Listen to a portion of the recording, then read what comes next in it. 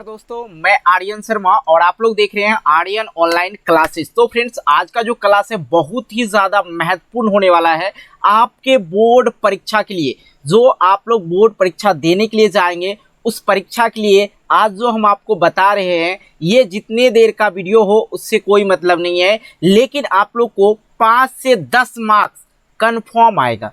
कहीं कोई दिक्कत नहीं, ना तो रटने की ज़रूरत है ना कुछ करने की, बस सुन लो, ना रटो ना लिखो, बस सुन लो। आज जो हम आपको बताने वाले हैं, आपके सोशल साइंस में एक अध्याय है या आप बोल सकते हैं बुक, आपदा प्रबंधन।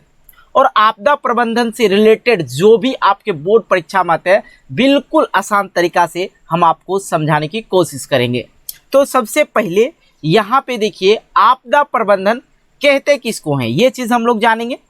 आपदा प्रबंधन कहते किसको हैं और ये कितने प्रकार के होते हैं, ये भी जानना बहुत ही ज़्यादा ज़रूरी है। चलिए यहाँ से स्टार्ट करते हैं। सबसे पहले आप लोग समझ लीजिए कि आपदा प्रबंधन कहते किसको हैं। तो प्राकृतिक में घटित होने वाली वैसी प्राकृतिक या मानवकृत बोलिए या मानव जनित बोलिए, जो मानव जानते हैं। अब मान लिया जाए मानव जनित का मतलब क्या हुआ, बाइक चला रहे हैं, बाइक चलाने वक्त स्टैंड कर देते हैं, कभी इधर लचाते हैं तो कभी उधर लचाते हैं, वैसे में क्या हो जाता है, एक्सीडेंट हो जाते हैं और वो घटना हो जाता है वहाँ पे, मतलब किसी का मृत्यु भी हो जाता है और चोट घाट भी लग जाता है। तो वो ऐसी आपदा को क्या कहेंगे, मानव जनित आपदा ने कहेंगे। अब कहेंगे सर प्राकृतिक आपदा। अब देखिए प्राकृतिक आपदा क्या हो जाएगा, भूकंप हो गया, भूकंप आया, कोई किसी का घर गिर जाता है और घर गिरने से क्या होगा, घर में आदमी जो रहेगा वो क्या होगा, मर जाएंगे, दब जाएंगे, यही होगा ना। बिल्कुल आसान तरीका हम समझाएंगे, समझ में आ रही बात। अब प्राकृतिक और मानवकृत आप लोग को समझ में आ गया। तो प्राकृतिक या मानवकृत घटना जिसके फलस्वरूप जान माल की अपार क्षति हो, ठीक है, मतलब जान माल की अपार क्षति हो और कई लोग बेघर हो जाते हैं तथा कई लोग काल के गाल में समा जाते हैं। काल के गाल में समाने का मतलब ये हुआ, मुहावरा है काल के गाल में समा देना, मतलब एक आपदा आया, विपत्ति आया और उसमें उसकी मृत्यु हो गई। एक विपत्ति आया जिसे आप कहते हैं काल मंडरा रहा है तो, और काल मंडराता है तो घटना हो ही जाता है ना। सेम उसी प्रकार से जिसका काल आ गया उसे कोई नहीं रोक सकता है, या भी भली भांति अच्छी तरह से जानते हैं।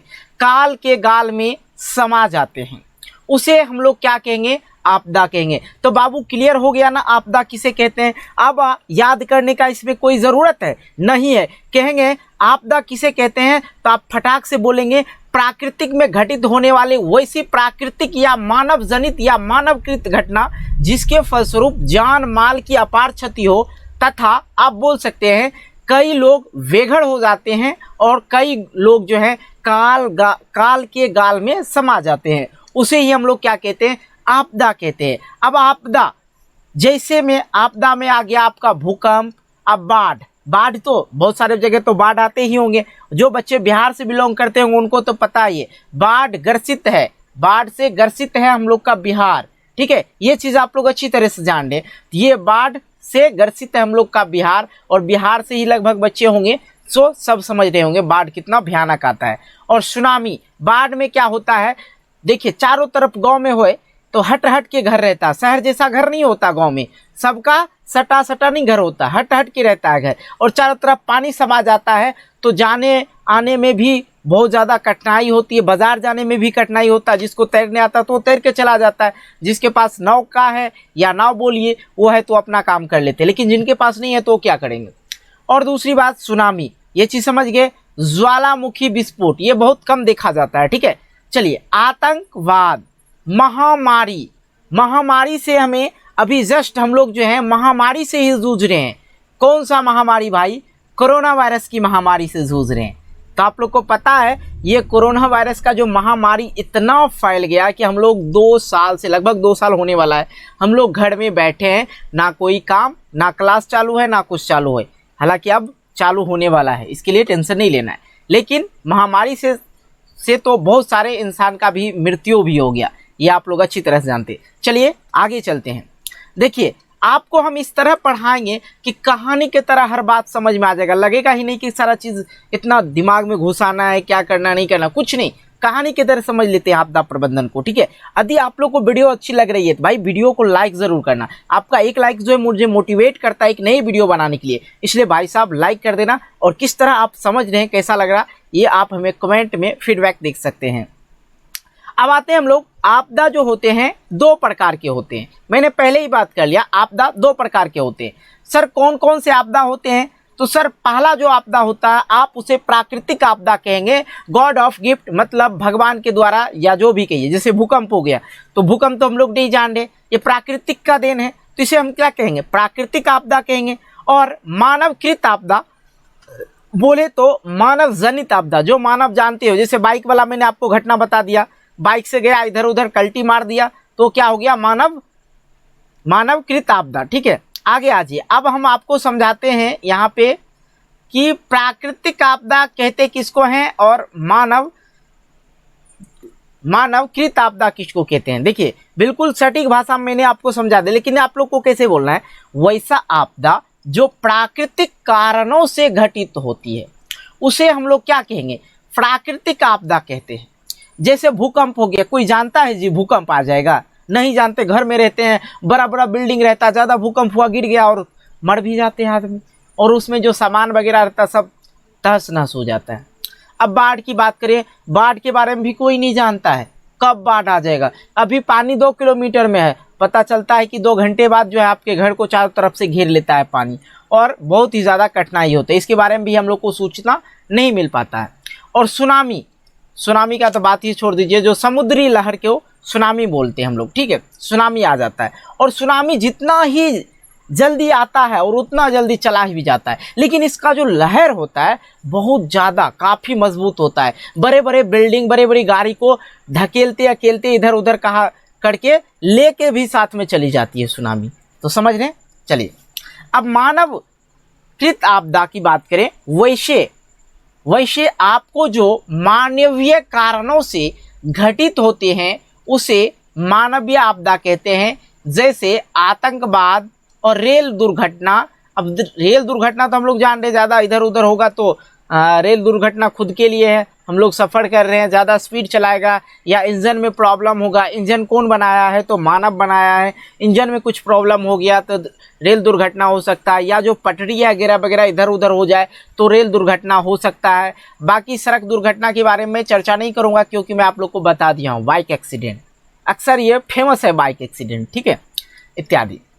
आइए हम आपको दूसरे प्रश्नों की ओर लेके चलते हैं। आशा करते हैं आप लोग आपदा और उसके बाद आपदा कितने प्रकार के होते हैं ये चीज़ अच्छी तरह से समझ गए होंगे।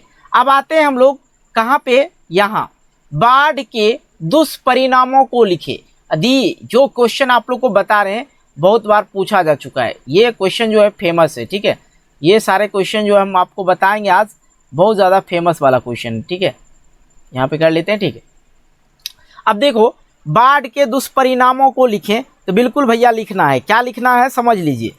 बाढ़ एक प्राकृतिक आपदा है, पहली बात ये लाइन आप लोग को लिख देना है, ठीक है। आप लोग को पता चल गया कि भैया पूछ देगा प्रश्न में 2-4 ऑप्शन दे देगा, ठीक है, कहेगा प्राकृतिक आपदा है या मानवकृत आपदा है, तो आप लोग जवाब दे दीजिएगा ना, हाँ 100% देंगे, ठीक है, इसमें कहाँ कोई बड़ी बात है। यह विनाशकारी होते हैं, ठीक है, और इसके प्रमुख दुष्परिणाम निम्नलिखित हैं।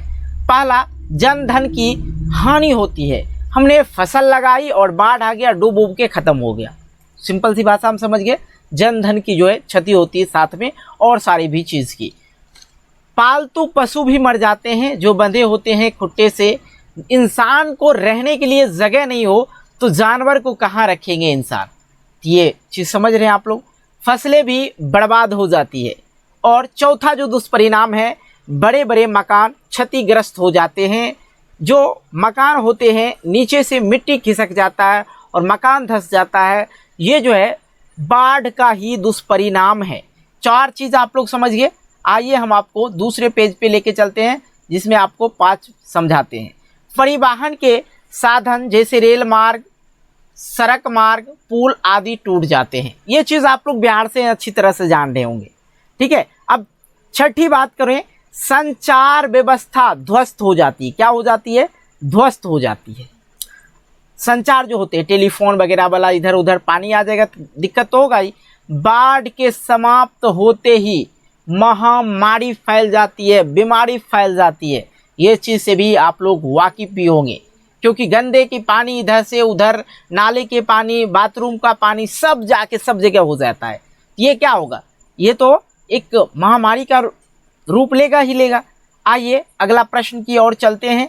अगला प्रश्न हमारे पास है, कह रहा आपदा प्रबंधन की आवश्यकताएं क्यों होती है। अब देखिए आपदा प्रबंधन, अब हम थोड़ा सा 1 से 3 सेकेंड यहाँ पे हम कुछ चीज़ बता देते हैं आप लोग को, यदि नहीं जानते हैं तो आपदा ऑफिस होता है। यदि आप लोग जिस भी ज़िला में रहते हैं वहाँ पे आपदा प्रबंधन होता है, आपदा ऑफिस होता है। जैसे बिजली से मर जाता है तो आपदा पे केस कर दीजिएगा तो आपको पैसा दिया जाता है, 2-4 लाख जो भी दिया जाता है, तो आपदा पे ही केस किया जाता है। ठीक है, तो ये चीज़ समझिए, आपदा प्रबंधन की आवश्यकता क्यों होती है समझिए थोड़ा सा। आपदा कोई भी उसका प्रबंधन अनिवार्य है। आपदा में न केवल सिर्फ विकास कार्य अवरुद्ध होती है, बल्कि विकास के कार्य में कई प्रकार का व्यवधान भी उत्पन्न होता है। यद्यपि राष्ट्रीय स्तर या मुख्य स्तर पर प्रबंधन की व्यवस्था की गई है, जैसे सुखाड़ प्रबंधन हेतु आम लोगों का सहयोग में सामूहिक प्रयास से ही कुएं की खुदाई हो सकती है। भूकंप प्रबंधन हेतु नई तकनीक आधारित भवन का निर्माण किया जा सकता है। तो ये सब चीज़ जो जानकारी दिया जाएगा वो आपदा प्रबंधन के तहत ही दिया जाता है। यदि आपके गांव में बाढ़ आ जाता है तो वहाँ पे आपको जो है चूड़ा, शक्कर, मिठाई जो भी दिया जाता है वो आपदा के ही ओर से दिया जाता है। ठीक है, आपदा प्रबंधन उसी चीज़ को कहते हैं। तो इसमें जो है बहुत अभी जो है आप लोग को पता है, यहाँ मैंने लिखा आपदा में ना केवल सिर्फ विकास और कार्य अवरुद्ध होते हैं, बल्कि विकास के कार्यों में कई प्रकार की व्यवधान भी उत्पन्न हो जाती है।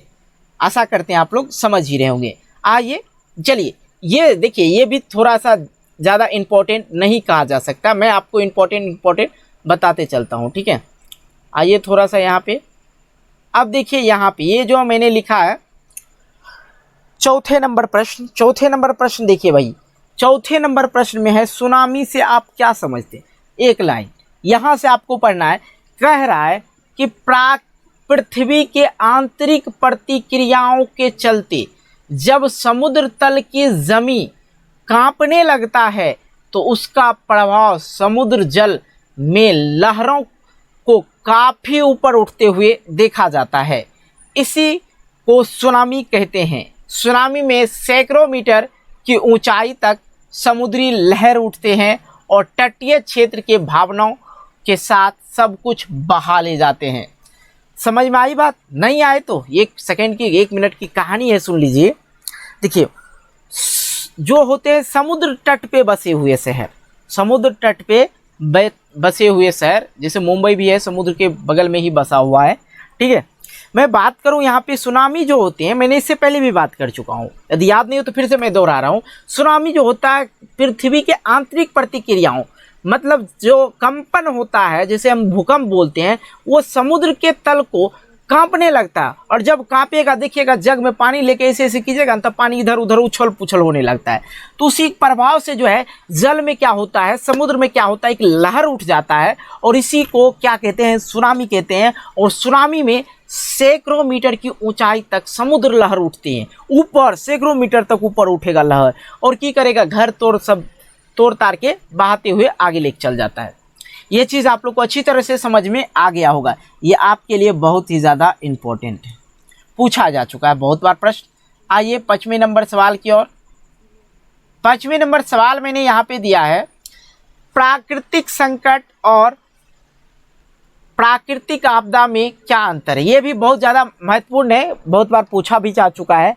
प्राकृतिक संकट और प्राकृतिक आपदा में प्रमुख अंतर बताते हैं आप लोग को, थोड़ा गौर फरमाएंगे। देखिए यहाँ पे मैंने एक पेज चिपका दिया, उसके लिए सॉरी, टाइप करने का ज़्यादा टाइम नहीं था मेरे पास फिलहाल। चलिए प्राकृतिक संकट, इसमें क्या होता है, प्राकृतिक जो संकट होते हैं इसकी गति धीमी होती है, धीरे धीरे होता है, कुछ भी हो धीरे धीरे होता है, एकाएक नहीं हो सकता है। और लेकिन प्राकृतिक आपदा जो है इसकी गति तीव्र होती है। जैसे भूकंप हो गया, फटाक से भूकंप आया और चला गया, समुद्री लहर हो गया, ठीक है, आता और बहाता आग चला जाता है, तो इसमें गति होता है, बहुत जल्दी आ जाता है। लेकिन प्राकृतिक संकट जो है बहुत धीरे धीरे आता है, ठीक है। पृथ्वी पे संकट ऐसे भी मंडरा रहा, इसका प्रभाव अस्थायी होता है, इसका जो प्रभाव होता है अस्थायी होता है और इसका प्रभाव जो तत्काल होता है, ठीक है, थोड़े देर के लिए। इसमें जन धन व्यापक हानि का संभावना होता है, जैसे महासागरीय धाराएं, भूस्खलन, ये सारी चीज़, इसमें जन धन व्यापक हानि होती है और नियंत्रण नहीं रह पाता है, जैसे पुल, वनों का कटाव, वायुमंडल का दुष्परिणाम आदि सब। और चौथे बात, आपदा का प्रभाव यदि दीर्घकालिक हो तो उसे प्राकृतिक संकट कहते हैं। जन धन का व्यापक हानि पहुंचाने वाला आकस्मिक दुर्घटना को प्राकृतिक आपदा कहते हैं। ये चीज़ समझ में आ गया होगा। आइए अब हम लोग छठे प्रश्न की ओर चलते हैं, जो कि बेहद ही आपके बोर्ड परीक्षा के लिए महत्वपूर्ण है, समझते चलिएगा। हाँ भाई, वीडियो पे बहुत ही कम लाइक आता है आप लोग के लिए। जितने बच्चे देखते हैं यार, वीडियो को लाइक कर दिया करो, ठीक है। उससे क्या हो, आप लोग का क्या पैसा तो नहीं कट जाता भाई ना। तो वीडियो लाइक कीजिएगा तो मुझे भी ज़्यादा मोटिवेशन मिलता है, मैं भी उसी उमंग में पढ़ाने की कोशिश करता हूँ। चलिए समझते हैं छठे नंबर प्रश्न को। और छठे नंबर प्रश्न है कि मकान के निर्माण में भूकंप के प्रभाव को कम करने वाली 4 उपाय बताएं। बहुत बार प्रश्न पूछा जा चुका भैया, कह रहा मकान का निर्माण जो होता है, हम लोग घर बनाते हैं, उसमें भूकंप के प्रभाव को कम करने के लिए क्या उपाय हो सकता है, कैसे। यदि मैंने 4 महल का बिल्डिंग ठोका है, उसमें चाहेंगे कि भूकंप कम आवे, भूकंप का प्रभाव कम करे, तो कैसे करेगा, सिंपल भाषा में समझिए। देखिए, मकान के निर्माण में भूकंप प्रभावों को कम करने के लिए 4 उपाय निम्नलिखित है। भवनों को जो है आयताकार बनाएंगे, आयताकार, ठीक है, जो आयताकार आप लोग जानते हैं, इस तरह से बनाएंगे, ठीक है। तो इसमें क्या होगा, भूकंप का जो है प्रभाव बहुत ही कम होगा। दूसरी बात, नींव को मजबूत तथा भूकंप अवरोधी होने चाहिए। नींव जो होते हैं, जो जमीन के अंदर पाया टाइप का डाला जाता है, नींव, ठीक है, ये वाला थोड़ा हम लोग को ज़रूरी है कि मजबूत बनावे, ठीक है, ये चीज़ मजबूत बनाना है। तथा यहाँ पे तीसरा पॉइंट मैंने लिखा, दरवाजे तथा खिड़की की स्थिति भूकंप अवरोधी होना चाहिए, ठीक है। दरवाज़ा जो होगा थोड़ा मजबूत होनी चाहिए, ताकि भूकंप ऐसा नहीं कि हिलडोल हो, भूकंप आवे और कपार पे गिर जाए, ऐसा नहीं होना चाहिए, अवरोधी होना चाहिए, ठीक है। और गलियों एवं सड़कों को चौड़ा होना चाहिए। जो गली हम लोग का होता है छोटा छोटा, देखिए मान लिया जाए ये गली है, सांकड़ गलियाँ सुने हैं ना, हाँ, ई वाला गली है, ई गली है। अब देखिए यहाँ पे भी दीवार है, यहाँ पे भी दीवार है, यहाँ पे दीवार है। अब ये रास्ता है, भाई साहब सब चलते हैं, तो क्या होगा, यदि चौड़ा नहीं बनाएंगे, दीवार यहाँ पे सटा रहेगा, इसमें तो और भूकंप बड़ा दिक्कत करेगा, बहुत ज़्यादा दिक्कत करेगा, प्रभावी हो जाता है, ठीक है। चलिए 5वां नंबर, जहाँ तक हो सके घर जो निर्माण करें किस टाइप का करें, टी आकृति का, एल आकृति का, यू आकृति का तथा एक्स आकृति का भवन निर्माण करें, जिससे कि बैलेंस हो सके। यदि टी टाइप का आपको घर बनाना है, अब ऐसा मत समझिएगा कि वो पिलर दे दिएंगे ऊपर में घर बनाएंगे, इस तरह का नहीं। जो टी आकृति है इस तरह से आप लोग को घर बनाना है, ताकि ये जो है भूकंप अवरोधी होता है, इस तरह का घर। अब ये तो समझ गए। और भूकंप से बचने के लिए अब आप लोग को 7वां प्रश्न हम आपको पढ़ाएंगे, भूकंप से बचने के लिए उपाय बतावें। 10 से 11 प्रश्न हम आपको करवाएंगे, ज़्यादा टेंशन नहीं लेना है, वीडियो अधिक लंबी नहीं होने वाली भाई, ठीक है, टेंशन नहीं लेना है। मैंने आपको बताया 7वां नंबर प्रश्न, और 7वें नंबर प्रश्न में जो है भूकंप से बचने का उपाय बतावें। तो भूकंप से बचने का जो उपाय है, प्रमुख उपाय हम आपको बता देते हैं, जो बहुत ही ज़्यादा महत्वपूर्ण है। पहला है, भूकंप के समय घर से बाहर खुले मैदान में भाग जाना चाहिए।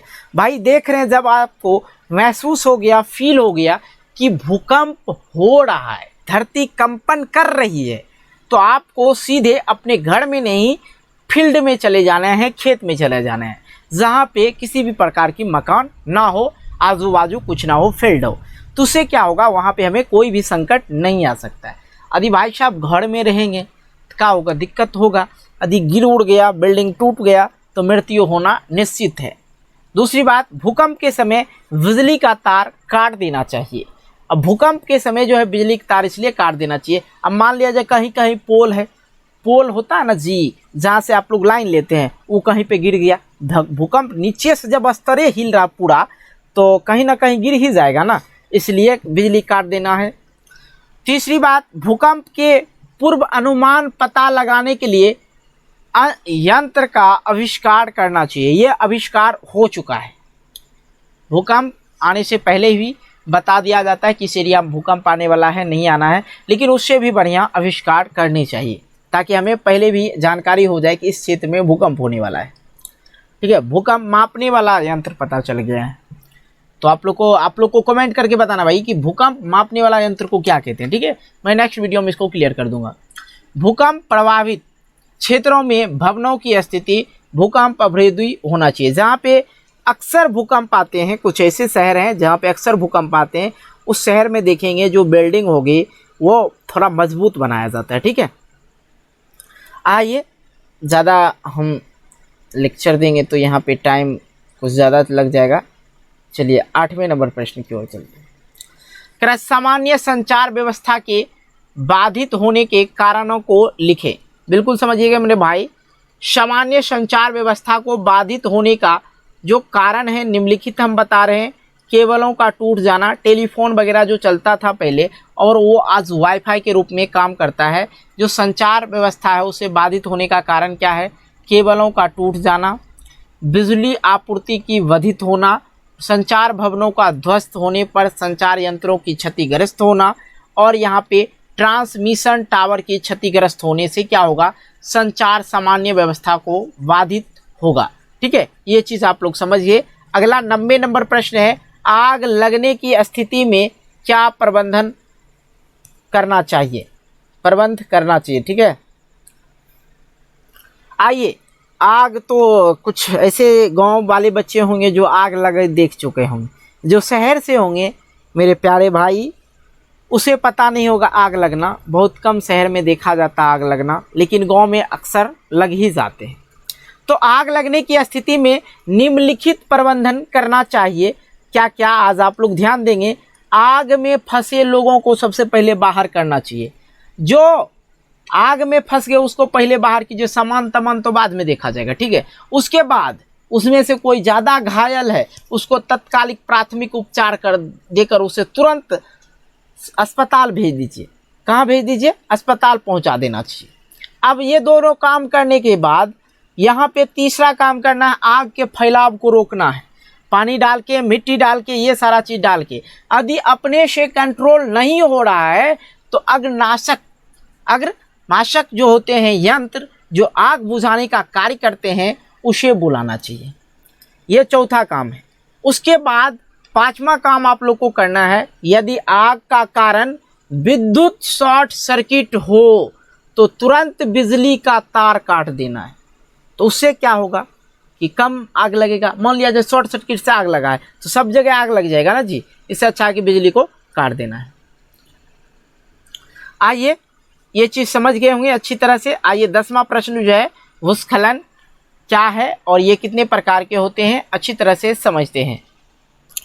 देखिए, भूस्खलन क्या है, ये कितने प्रकार के होते हैं। भूस्खलन का अर्थ होता है जमीन का धंसना।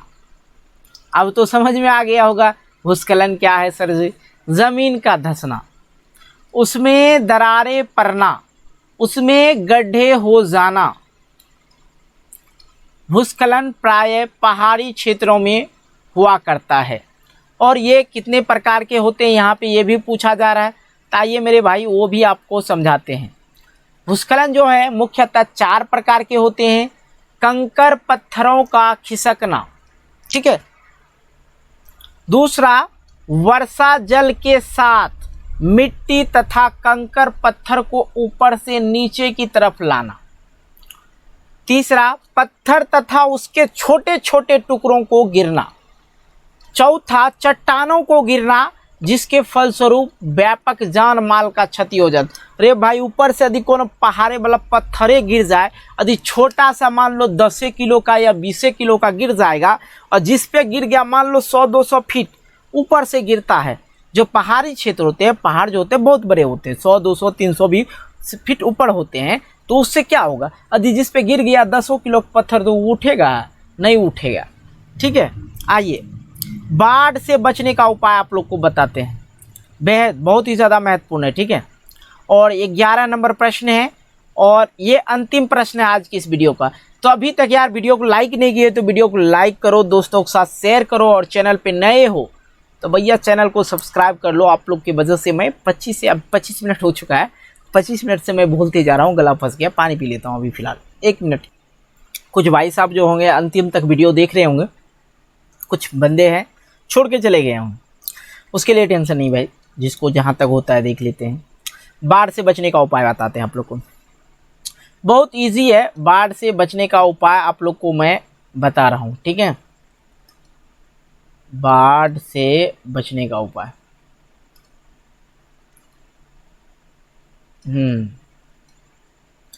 देखिए बाढ़ से बचने का जो उपाय है क्या है, समझते चलिएगा।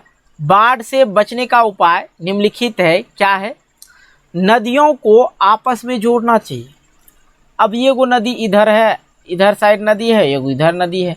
अब ये दोनों में जो है मान लिया जाए, ये दोनों को यदि आप लोग बंद कर दिए, यहाँ पे बांध दे दिया जाता है और इसको बंद कर देते हैं, तो मान लिया जाए ये नदी बढ़ रहा, प्रेशर में बांध तोड़ देगा ना, तोड़ेगा, और इस पे जो इधर साइड में जो घर वगैरह होगा उसको भी ये तहस नहस करके निकल जाएगा। इससे अच्छा है कि यहाँ पे एक कट पॉइंट बना दिया जाता है जिससे पानी इस पार से उस पार हो जाता है। तो नदियों को आपस में जोड़ देना है, जिसमें कम पानी होगा उसमें चला जाएगा, ये सारी चीज़। दूसरा, तटबंधों पर वृक्षरोपण करवाना चाहिए। जो बांध होते हैं तो जो बच्चे के घर के आसपास बांध वगैरह होगा जो पानी को रोकता है, ये गांव होता है, ये गांव है, और ये इस साइड में बांध दिया जाता है ताकि इससे बाढ़ से ग्रसित ना हो सके। ठीक है, इसे तटबंध बोला जाता है। और यहाँ पे कह रहा है कि पेड़ पौधे लगाना चाहिए। ठीक है, ये तो अच्छी बात है, पेड़ पौधा इसलिए लगाना चाहिए कि जड़ जो है मजबूत होगा, बांधे मजबूत होगी। आइए तीसरी बात, नदियों को आसपास मैग्नो वनस्पति लगाना चाहिए। ठीक है, चलिए चौथी बात, वर्षा जल को संग्रह करना चाहिए। पांचवा बात, तटबंधों का निर्माण करते रहना चाहिए। क्या करना चाहिए, तटबंधों का निर्माण करते रहना चाहिए। तो भाई जो आज जो है ये सारी चीज़ आप लोग का आपदा प्रबंधन से था, आपका मैंने टाइम लिया 28 से 30 मिनट, मानिए 2 मिनट हटाइए, 30 मिनट लिया। इससे जो है आप लोग को फ़ायदा हुआ 10 से 5 नंबर, ज़्यादा नहीं मैं बताऊंगा झूठ फूस का, 10 नंबर या कभी 5 नंबर का पूछ देता है। 5 नंबर का सब्जेक्टिव पूछेगा तो 2 नंबर का कम से कम ऑब्जेक्टिव पूछ जाता है। 7 नंबर आप लोग पा लिए, कहीं कोई दिक्कत नहीं होगा, यही चीज़ पूछा जाएगा मेरे भाई। तो वीडियो अच्छा लगा है तो वीडियो को लाइक करें, दोस्तों के साथ शेयर करें, और चैनल पे नए हो तो चैनल को सब्सक्राइब करके आप हमारे मेंबर बन जाइए, जो कि एक अच्छी बात है। मिलते हैं एक नई वीडियो को लेके, तब तक के लिए बाय बाय, जय हिंद, जय भारत।